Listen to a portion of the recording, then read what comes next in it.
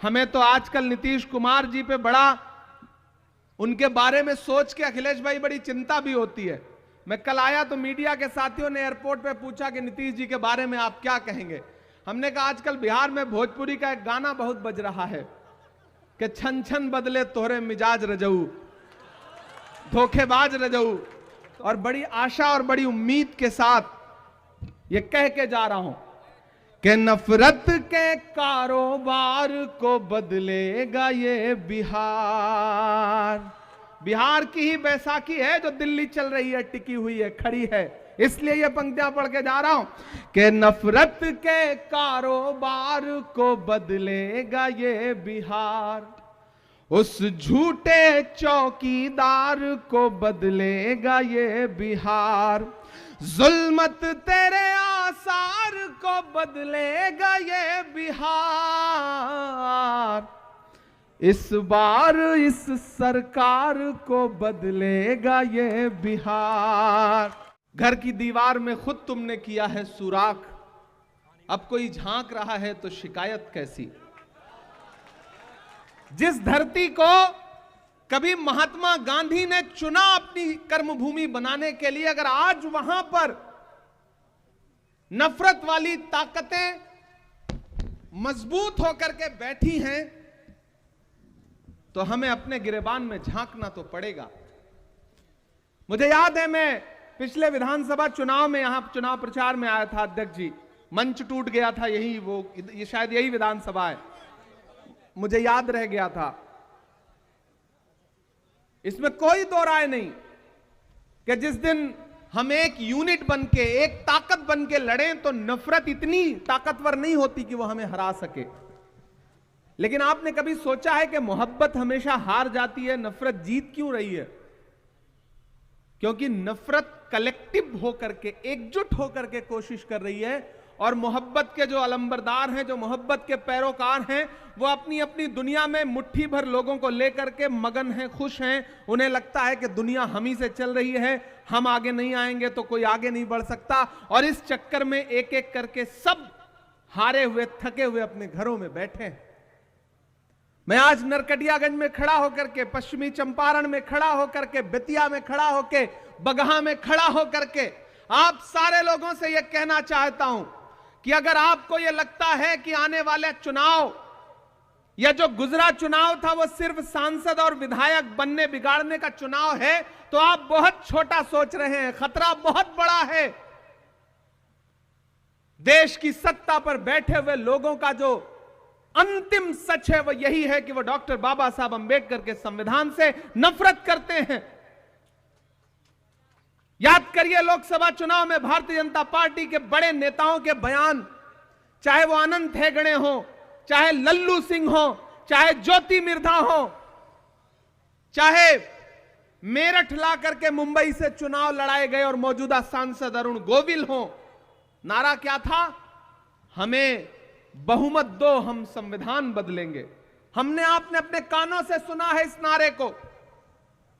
वो तो भला हो भारत की जनता का कि उसने 400 पार का नारा लगाने वालों को 240 पे ला करके ऐसा पटका कि न ये नारा भूले, बल्कि संविधान को सरमाथे लगाते हुए संविधान जिंदाबाद और संविधान को लेकर के पूरे देश में बातें करना उन्होंने शुरू कर दिया।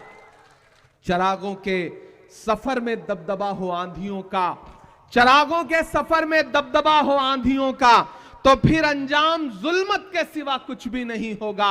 यह दुनिया नफरतों के आखिरी स्टेज पर है, इलाज इसका मोहब्बत के सिवा कुछ भी नहीं होगा।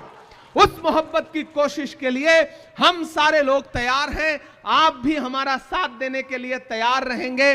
संविधान की एक प्रति उठाइए, अपने अधिकारों के हक के लिए संविधान को न सिर्फ अपने घर की ताकों पर, अपने घर के लाइब्रेरी में सजा के रखिए, बल्कि संविधान को पढ़िए भी। उसके आर्टिकल, उसकी प्रस्तावना, उसके पन्ने जो आपको अधिकार देते हैं, ये शासन, ये प्रशासन, ये तंत्र आपसे उन अधिकारों को छीनने में लगा है। उन अधिकारों के प्रति जागरूक होइए, और ये जो आपके छोटे छोटे घरौंदों को उजाड़ देना चाहते हैं, उनसे कहिए कि जुल्म करती ये जवानी भी नहीं मांगोगे, जुल्म करती ये जवानी भी नहीं मांगोगे, खून में अपने रवानी भी नहीं मांगोगे। मेरे मिट्टी के घरौंदों पे बरसने वालों, मैं जो गरजूंगा तो पानी भी नहीं मांगोगे। इस देश का आम इंसान अगर जागेगा, बिहार का आम मतदाता अगर जागेगा, तो ये जो दिल्ली को बैसाखी देने वाली सरकार बिहार में बैठी है, वो बैसाखी भी टूटेगी और बिहार में बदलाव भी होगा। यहां महागठबंधन की सरकार बनेगी। हमें तो आजकल नीतीश कुमार जी पे बड़ा, उनके बारे में सोच के अखिलेश भाई बड़ी चिंता भी होती है। मैं कल आया तो मीडिया के साथियों ने एयरपोर्ट पे पूछा कि नीतीश जी के बारे में आप क्या कहेंगे।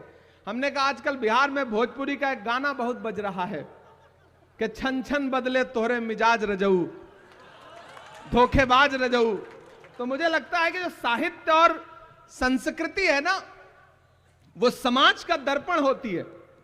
तो ये जो लोक कलाकार हैं, जो भोजपुरी के कलाकार हैं, वो देख रहे हैं कि सरकार के मुखिया का मिजाज छन छन में कैसे बदलता रहता है। तो दरअसल ये गीत किसी प्रेमी या प्रेमिका के लिए नहीं लिखा गया है, बल्कि ये गीत बिहार के मुखिया के लिए लिखा गया है, क्योंकि उनका मिजाज छन छन में बदलता रहता है। तो मुझे कभी कभी उनकी बड़ी चिंता भी होती है, क्या पता फिर उनका मिजाज कब बदल जाए। ऐसी आहट दिल्ली के गलियारों में मिलती भी रहती है, खबरें उड़ती भी रहती हैं।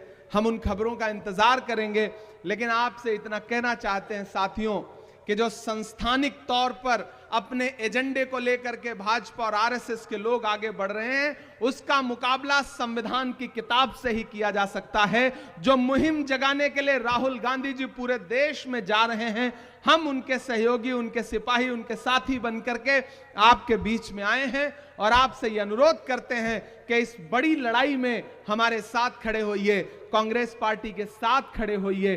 वैचारिक रूप पर भी, सामाजिक तौर पर भी, राजनीतिक तौर पर भी कांग्रेस पार्टी के साथ आइए। हम सब मिल करके संविधान भी बचाएंगे, लोकतंत्र को भी मजबूत करेंगे और इस देश के हाशिए पर मौजूद दलित हो, पिछड़ा हो, अल्पसंख्यक हो, महिलाएं हो, नौजवान हो, अति पिछड़ा हो और इस देश का वो समड़ जो संस्थान की मार खा करके आर्थिक तौर पे गरीब रह गया है, उन तमाम लोगों के अधिकारों को लड़ने के लिए राहुल गांधी जी के नेतृत्व में पूरा इंडिया गठबंधन उस लड़ाई को लड़ेगा, ये मुझे पूरा विश्वास है। और बड़ी आशा और बड़ी उम्मीद के साथ ये कह के जा रहा हूं कि नफरत के कारोबार को बदलेगा ये बिहार।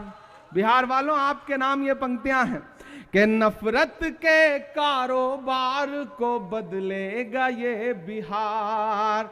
बिहार की ही बैसाखी है जो दिल्ली चल रही है, टिकी हुई है, खड़ी है। इसलिए ये पंक्तियां पढ़ के जा रहा हूं कि नफरत के कारोबार को बदलेगा ये बिहार, उस झूठे चौकीदार को बदलेगा ये बिहार, जुल्मत तेरे आसार को बदलेगा ये बिहार, इस बार इस सरकार को बदलेगा ये बिहार।